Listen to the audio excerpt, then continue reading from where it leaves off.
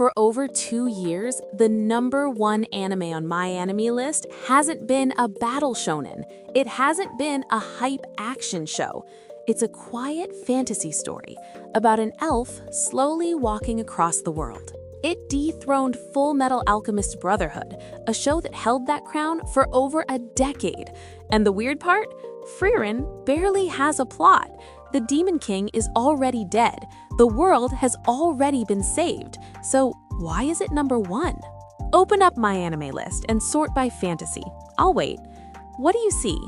Reincarnation stories, overpowered protagonists, demon lords, system notifications, black-haired main characters staring dramatically into the middle distance. The rise of isekai has genuinely flooded the fantasy genre with stories that feel copy-pasted from each other. Same maps, same parties, same beats. Even the director of Ghost in the Shell has spoken publicly about how fewer and fewer grounded anime are being made anymore. When the people inside the industry are shaking their heads, you know something's wrong. And then, Frieren came along. Here's what Frieren does that almost no other fantasy anime dares to do. The story starts after the adventure. The Demon Lord is already dead. The hero's party has already won. The world has already been saved. Most fantasy anime would treat that as the ending. Frieren treats it as the beginning. No world-ending threat, no final boss waiting at the end, just walking and remembering. We follow Frieren, an elven mage who has lived for over 1,000 years, as she slowly travels north across a world that has already moved on. There's no countdown, no pressure, just wandering, reflecting, and learning far too late how much she missed while she was living through it all. That freedom is rare, and it's beautiful, because what this show is really about is time. But the reason Frieren hits so hard isn't just the story, it's who the story is told through. Frieren is an elf. She has lived for over 1,000 years. So when she spent a decade traveling alongside the hero Himmel and his companions, to her, it felt like nothing, a blink, a passing season. And then Himmel died of old age, and Frieren cried at his funeral and realized she barely understood him while he was alive. She had never taken the time to truly know him. That moment is the emotional spine of this entire series. So she sets off north, to the place where the souls of the dead are said to gather, not to save the world, not to defeat a villain, just to see him again, to say the things she never said. If that moment doesn't hit you a little bit, I don't know what will. Now, alongside Frieren, we have Fern, her apprentice, and Stark, a warrior with far more courage than he believes he has. And here's the part people miss. What makes these characters work isn't their power levels or their battle techniques, it's their emotional lives. Fern, for example, doesn't process her feelings out loud. She bottles everything up and leaves everyone else to figure out what's wrong, expressed through the most quietly devastating pout face in anime history. It's funny, but it's also real. A lot of us communicate like that. And Stark, he spends so much of this series terrified. Terrified he's not strong enough. Terrified he'll fail the people depending on him. Watching him push through that fear, not because it goes away, but because he chooses to act anyway, is one of the most quietly moving arcs in recent anime memory. And the relationship developing between Fern and Stark?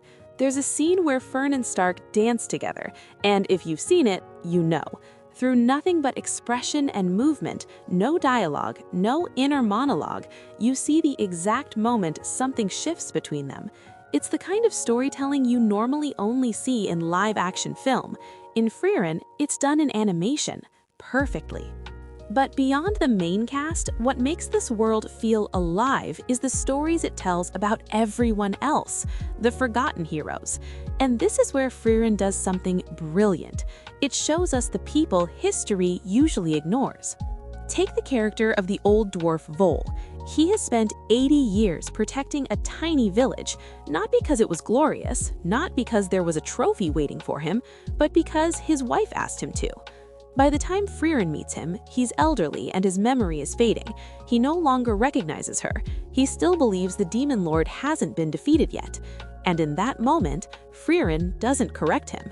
She just tells him she'll carry his memory forward. That one quiet decision, choosing peace over truth, hit me harder than most battle scenes in anime ever have. Because that's not fantasy logic, that's human logic. That's something people actually face. The lessons in Frieren aren't new. It's about the journey, not the destination. Don't take the time you're given for granted. You've heard these things 100 times, so why does it feel like nobody told them this way before? Because what makes Frieren resonate isn't just the lessons themselves, it's how those lessons are embodied in people who feel achingly real. Through Frieren, we see what regret looks like stretched across centuries. Through Fern, we see the quiet weight of emotions left unsaid. Through Stark, we see the courage of someone who acts even while afraid. Each of them reflects a different way we stumble through life, and together they remind us that meaning isn't found in grand victories, but in the small moments we share. And maybe that's why this story lands so deeply right now. We live in an age where our days are crowded with notifications, conversations, and endless connections, yet it's easy to drift past the people right beside us.